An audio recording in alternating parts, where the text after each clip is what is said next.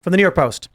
Dr. Phil tells View hosts that children crossing the border being sent into prostitution and sweatshops. This is not the first part of this story. This is like the third time Dr. Phil has talked about this, about what he's found. Talk show host Dr. Phil told The View on Monday that some children arriving at the border were being sent to prostitution and sweatshops, citing a conversation he had with the head of the Border Patrol Union. The View co-host Sonny Hostin asked Dr. Phil about his recent trip. I talked to the head of all the border guards down there, the head of the union. I asked him straight up, kids are coming over the border with numbers written on them, phone numbers and addresses. Do we check those out? He said, well, we call them. Is it possible that we're sending them into known prostitution rings or sweatshops? It's not possible. It is absolute. We are using American tax dollars to ship children into known prostitution and sweatshops, he said. Co-host Ana Navarro asked him what kind of checking do they do at the border. They call the number and say, do you know about this child? They will say yes. Will you receive them when they come? Yes. I said, is it possible that's a prostitution ring? He says, we know enough to know that in a number of cases, it has turned out to be absolute sex ring. It has turned out to be an absolute sweatshop. I said, how is this possible? That right there is enough when it's coming from the mouth of the head of the union, Dr. Phil interviewed, for you to go to a judge and say, okay, we got to shut this down, moratorium, until we can figure out what the hell's going on. A judge should absolutely say to the CBP, preserve your records, do not delete anything. Our investigators are coming in and we're copying your hard drives. And I guarantee you on those servers, you will find someone high up admitting this, because this CBP guy, he knows what's going on, which means he's talked to people about it. You're going to get a higher up guy saying, hey, you know, that kid was sent to a sex ring, and he's going to say, yep. And you told those guys to do it. Yep. And that guy should go to prison. Nothing's happening. No one's doing anything. You know, hey, how about this? Trump, here's a great campaign commercial for you. They find out that this story from Dr. Phil should be a major talking point for the Trump campaign. And some CBP agents filmed in a perp walk for trafficking children into sex rings would be an excellent commercial for Donald Trump. So maybe someone should do something about it. This guy that he talked to, obviously that guy's not on camera. He's just no. I think Dr. Phil. No, Dr. Phil has a video interview of it that he shows. Yes, I don't know about if showing it on The View. Okay, you know, because there's a clip that went viral that combined his interview with Joe Rogan with his video interviewing the CBP. I'll try and find the. Yeah, I think if you've got your union rep admitting to crimes that your union is causing or participating in, that is enough for to get a warrant to investigate. I would think. I'm not a lawyer. I don't know how that works. But These the guy, children that are coming in with someone that says I'm their mother, aunt, uncle, or whatever, we have no way of verifying that. We do not. We used to. Under President Trump, we had rapid DNA testing. That's been done away with. Are they given money, these people that are released into the country? So it's our taxpayers that ultimately facilitate the travel. But yes, travel is facilitated, and they are given all the necessities that they need. But that could be a trafficker. There's a very good possibility that they're being trafficked, that they're going into the sex industry, or they're being forced into the sweatshops. And we know that. We knowingly are spending our tax dollars to sell children into sex trafficking. How under any theory is that okay for us to be spending tax dollars to traffic children? Holy shit. There's Joe finding out about it.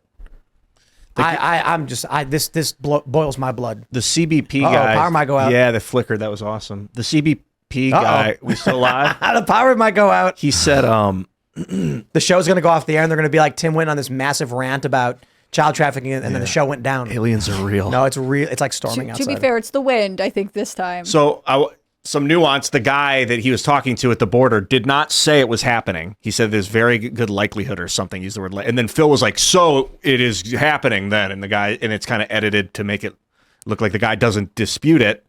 But the guy didn't say it is definitely happening. The guy did not make that claim. That was Phil's claim. No. Yeah. In the clip that I just pulled up, he said there's a good chance that it's happening. Right. And So let me Phil's like, stop so you you're there. saying it's happening. So my understanding is there is the full interview from Dr. Phil. He is quoted as saying, it's not possible. It is absolute. It is happening. Okay.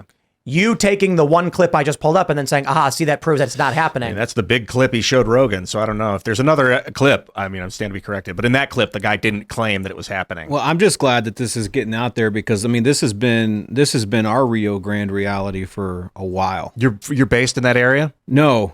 But, I mean, I've been to the border several times. And I've known about this for a while. The problem is that anytime that you start talking about this specific topic and you start talking about what's really going on, you just get labeled a conspiracy theorist. Is it just because it's too horrific to conceive of, like Mexican drug cartels, children being moved? Yeah, but I mean, I also think it goes back to what we were talking about earlier, the complacency. I don't think that people want to believe that their own government is complicit in this type of behavior and something like child sex trafficking.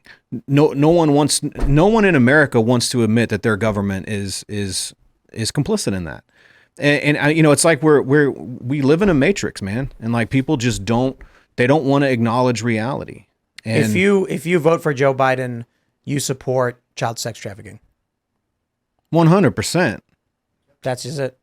I mean, if you vote for anyone who is not for strengthening border restrictions, the Democrats are for child sex trafficking. Not just Democrats, also freaking nutless Republicans. I'm telling you, it's not just the Democrats. Like, I refuse to blame just Democrats.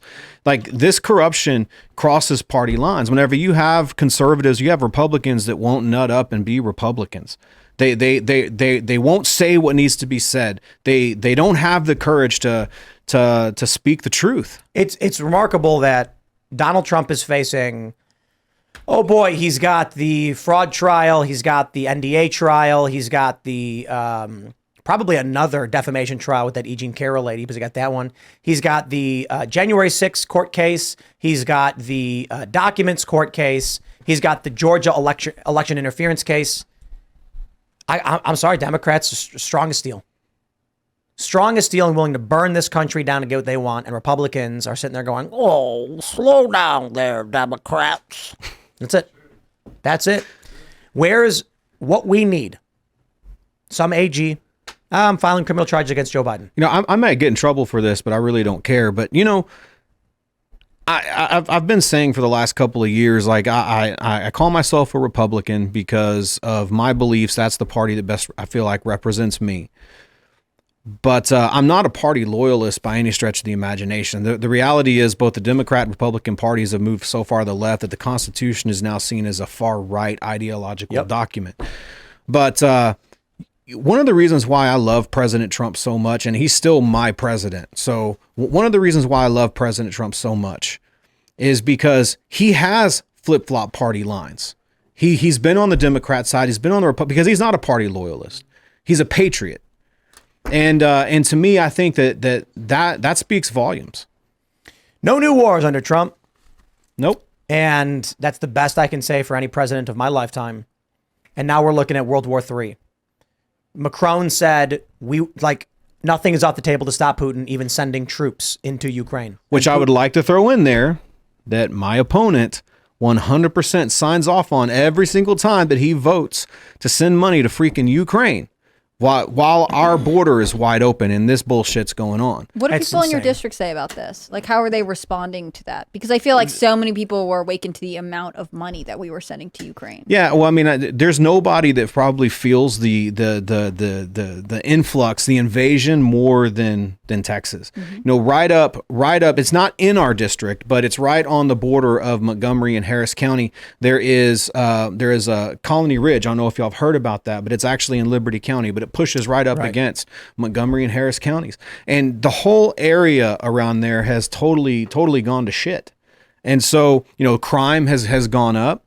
And so, no, they're definitely waking up to it. But I mean, you just look into take into consideration this recent Senate, the border bill, the Senate border bill, and most of the money. They call it a border bill, but my question is whose border whenever most of the money is going to Ukraine? Mm-hmm. Now, luckily, it didn't go anywhere, but then you have my opponent actually getting on television and defending it. That somehow it's okay that we allow 5,000 illegal aliens, that's an acceptable number. It was 8,500. 8,500? And infinite children. The bill said that minors would not count towards the total. And I wonder why that is. Because a large portion of these men who come across just claim they're 17. So they wouldn't even count towards it. All that bill did was codify what the Biden administration is doing. It made what they were doing legal. So they'd say, don't worry, America, the illegal immigration crisis is over. We've made legal everything we've been doing. If we had Republicans in office right now that actually gave a damn about the border, and this is what I've been saying too, you either shut down the border or we shut down the damn government. Well, you know, it's a funny thing I heard. We were talking to Thomas Massey, and he mentioned that he agreed to sign off on this bill so long as it put in a provision that if they do another continuing resolution, all budgets get cut by 1%. And it was very clever because all these people in Congress are like, oh, we'll get a new budget by then. That's pointless. And now they haven't. And now Republicans are going, well, I guess we're going to cut everything by 1%. And Democrats are like, no. So, you know, I guess that's, at least you have that going for you. I've been thinking about the border and like shutting down the government. People keep saying like, shut it down. If they can't do their job, shut them down. But it's like the border's like a mag lock. Like if our system's shut down, the lock actually opens. So when the government shuts down, the border is Unless open. the states were empowered to do something about it. I mean, Texas feels the impact of illegal immigration, but so does California, so does Arizona, so does New Mexico, but they're Democrat-led. So they're not going to let you talk about the fact that immigration is actually driving crimes in those areas, that there are people in their communities, taxpayers, who don't want this to be the case because ultimately they're going to fall in line with the Biden. Texas is the squeaky wheel because they're saying, hey, we feel the impact.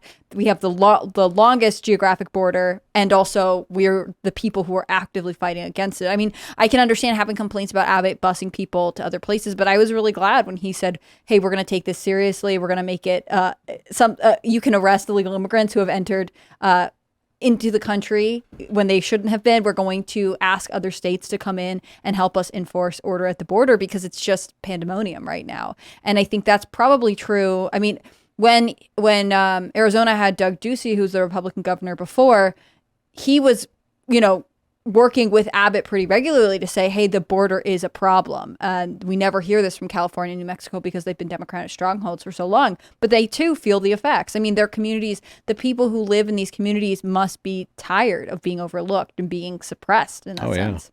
Yeah. No, and you know, the main thing, you know, you mentioned, you know, states rising up to secure their own borders. Well, I mean, the reality is Article 4, Section 4 is the law. It's the law of the land, which is that every state in this union is promised a Republican form of government and is promised that the federal government will protect each of them from invasion. Whenever that's in violation under Article 1, Section 10, Clause 3 of the U.S. Constitution, that state has the authority to declare an invasion and use its own resources to secure their borders. And, you know, Abbott declared an invasion about a little over a year ago, but really hadn't done jack squat on it until just recently. Yeah. And even then, the question is he really doing everything that he can do? Yeah. Now, I ragged on Abbott a lot 2 years ago. I've really been trying to stay focused on my race this go round.